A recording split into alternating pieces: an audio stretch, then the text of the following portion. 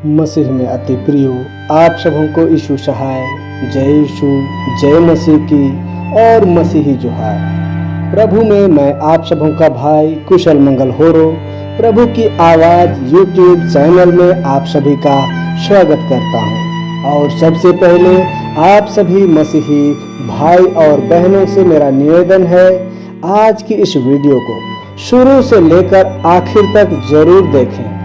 यदि आपको यह वीडियो परमेश्वर के निकट लाती है और किसी भी रीति से परमेश्वर के आशीष का अनुभव कराती है, तो आगे बढ़ने से पहले इस वीडियो को एक लाइक करके चैनल को सब्सक्राइब करना ना भूलें और साथ ही हालेलुया या आमीन जरूर कमेंट करें, ताकि यह परमेश्वर के सामने गवाही ठहरे।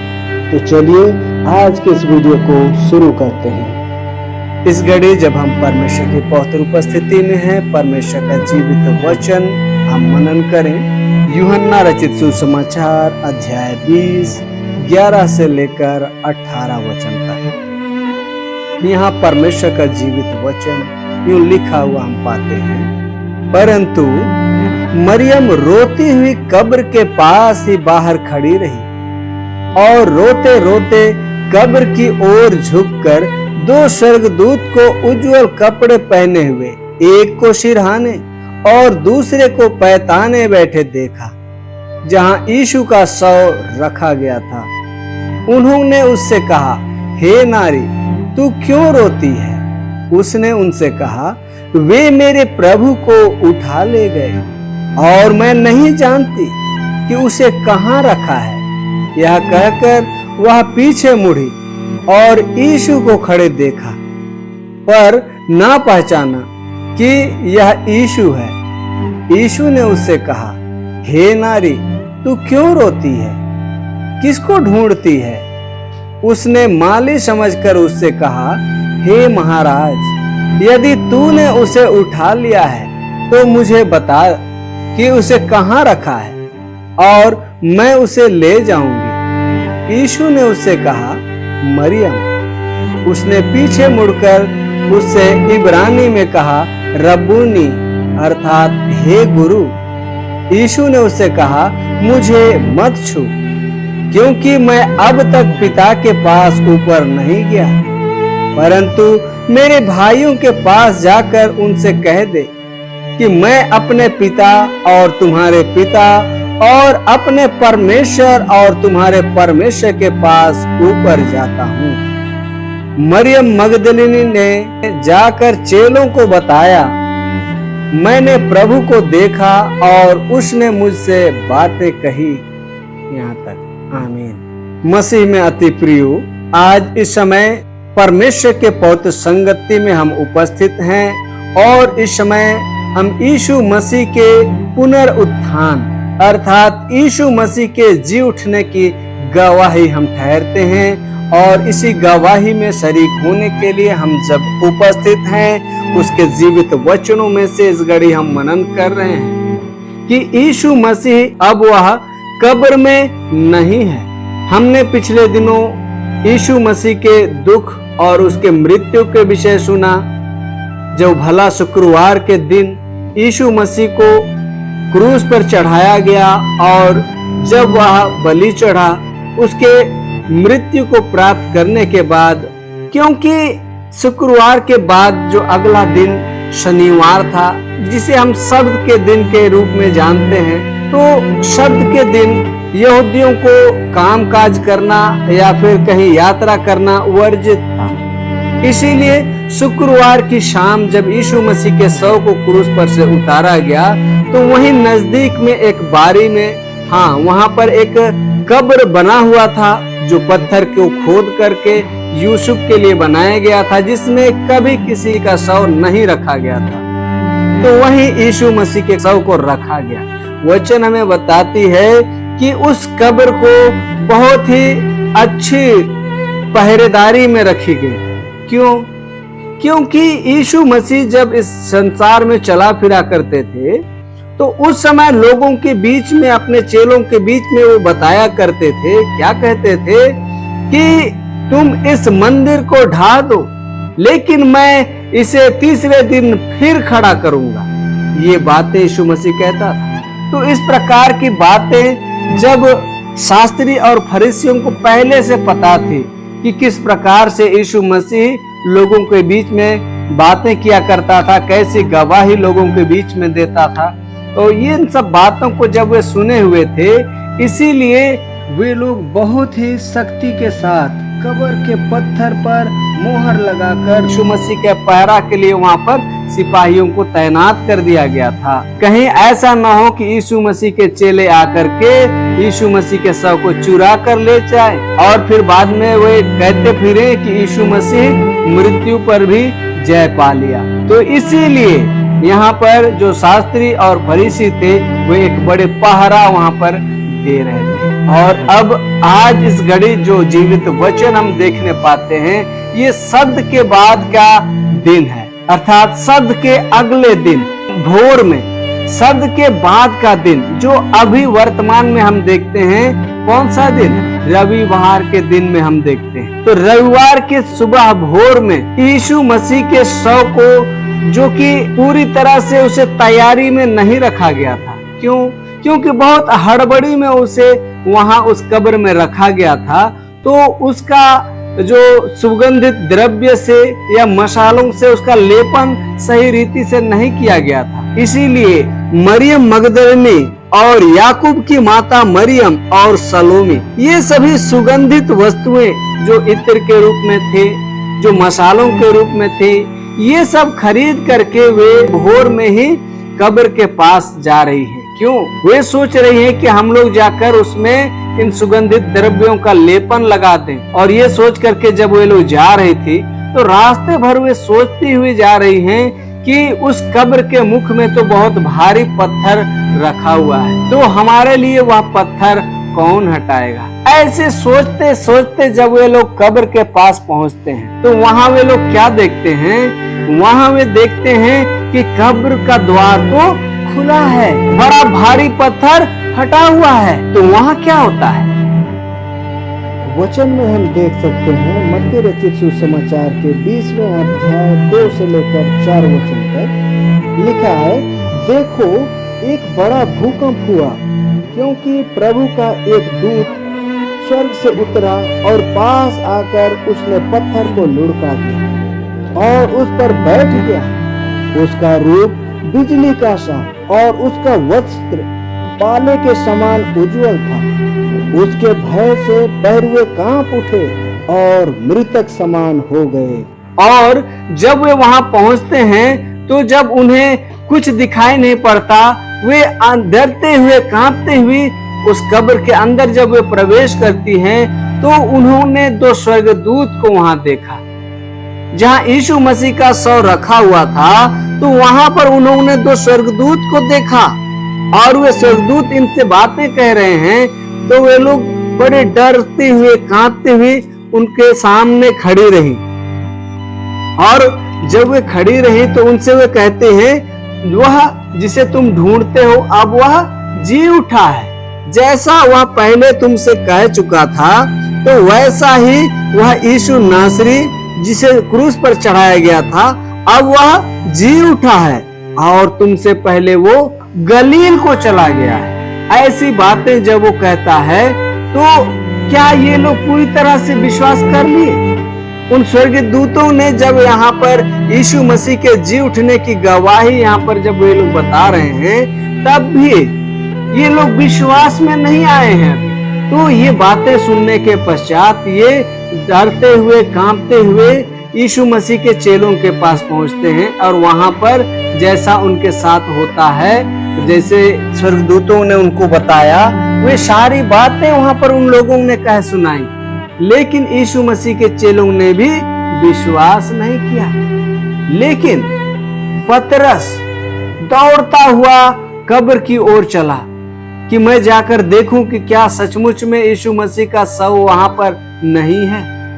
और जब पतरस दौड़ता हुआ चला, तो उसके साथ और भी चेले दौड़ते हुए चले, और साथ ही साथ में पीछे पीछे वो मरियम मगदलिनी, याकूब की माता मरियम और सलोमी, वे भी वहां पर पीछे पीछे आ पहुंचते हैं। और जब वहां देखते हैं कि यहाँ पर यीशु मसीह का शव नहीं है, तब वे आपस में बातें कह रहे हैं कि कौन इसके यीशु मसीह के शव को यहाँ से लेकर के चला गया। और जब यहाँ से लेकर के चला गया तो अब उसका शव को कहाँ रखा है, ये लोग नहीं समझ पा रहे, तो इसीलिए ये परेशान है।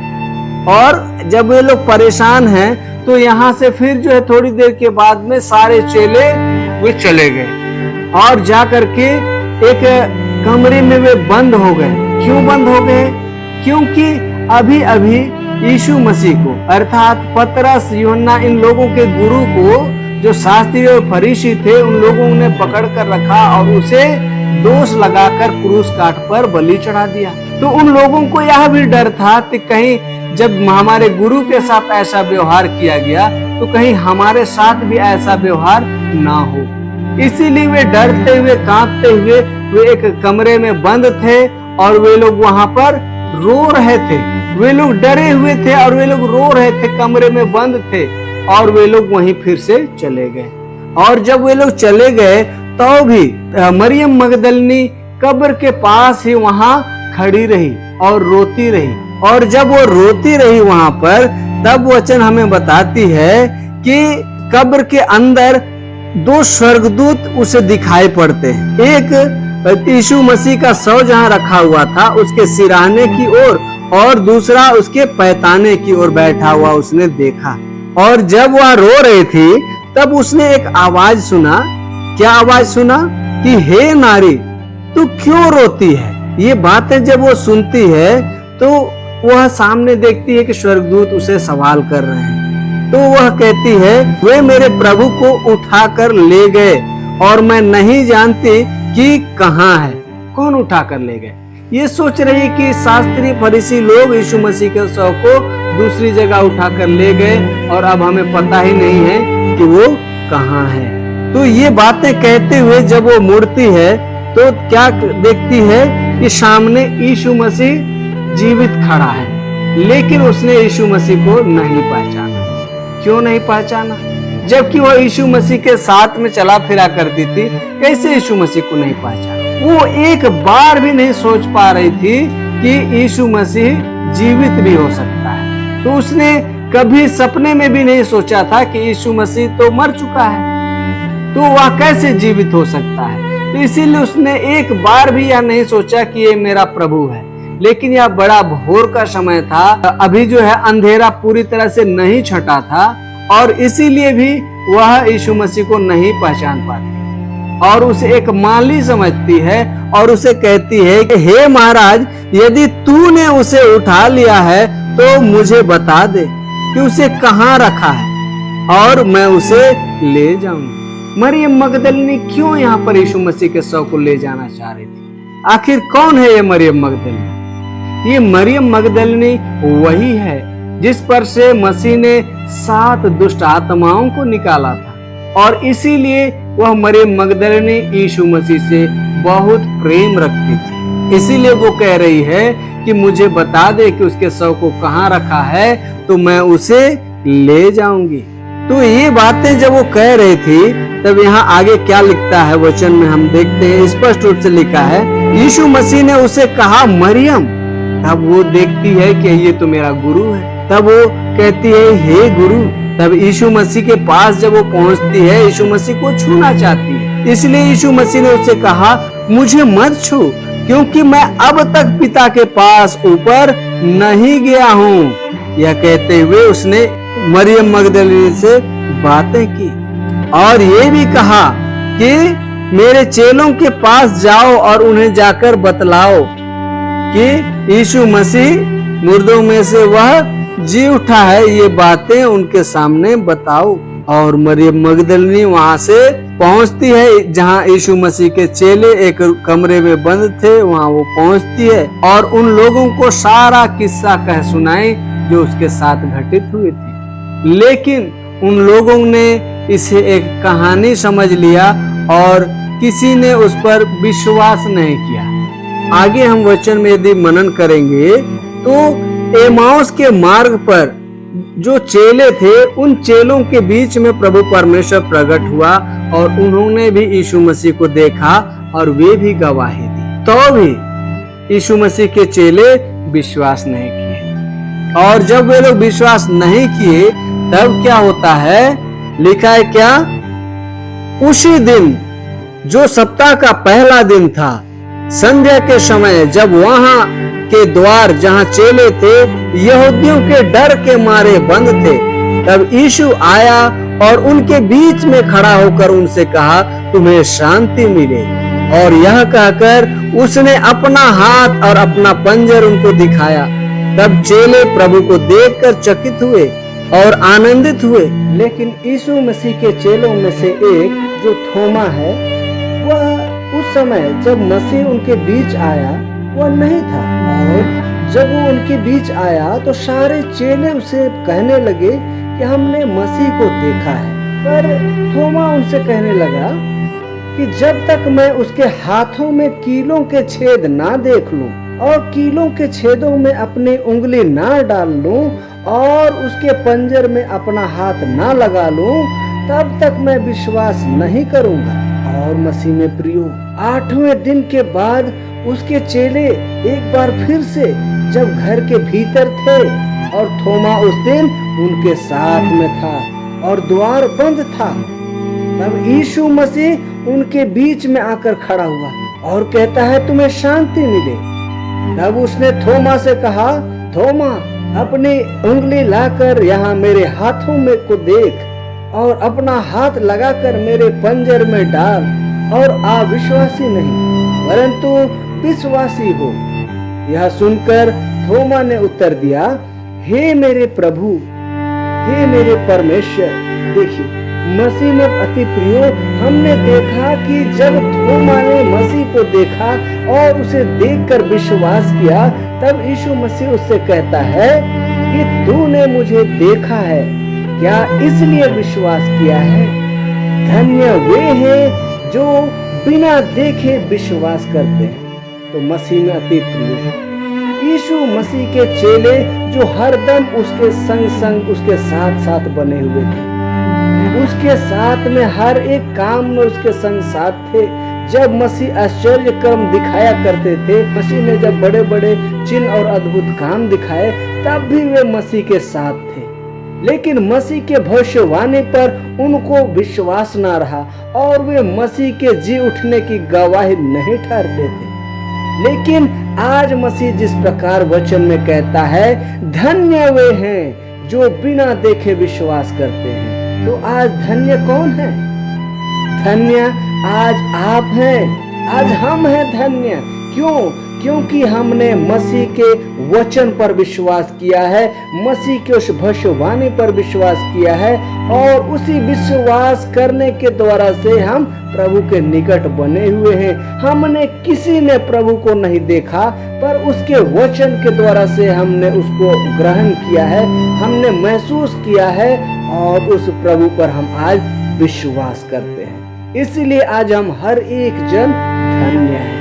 तो आज के जीवित वचन के द्वारा से प्रभु परमेश्वर हमें बहुत की आशीष और अभय प्रदान करें। आमीन। इस समय हम परमेश्वर के निकट आए और उसकी धन्यवाद, उसकी प्रशंसा करें कि निश्चय ही प्रभु परमेश्वर आज हम हर एक लोगों के उद्धार का काम को पूरा किया और हमें विश्वास की बढ़ती देने के लिए मृत्यु पर वह जय पाकर जीवित हो उठा और जीवित होकर के हमारे लिए एक गवाही वह ठहरता है कि निश्चय हमारा परम प्रधान और सामर्थी ईश्वर इतना महान है, इतना सामर्थी है कि वह मृत्यु पर भी जय पाया हुआ है।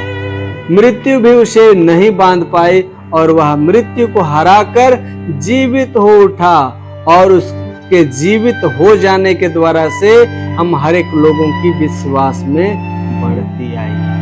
तो इसलिए आइए हम प्रभु परमेश्वर के चरणों में आते हुए हम उसकी जय जयकार करें। हम सारे लोग मिलकर इस घड़ी प्रभु से प्रार्थना करें। धन्यवाद अनुग्रहकारी महान सामर्थी जीवित प्रेमी खुदा, हम तेरे बेटे बेटियां तेरे पौत्र सिंहासन तले आते हुए तेरी जय जयकार करते हैं।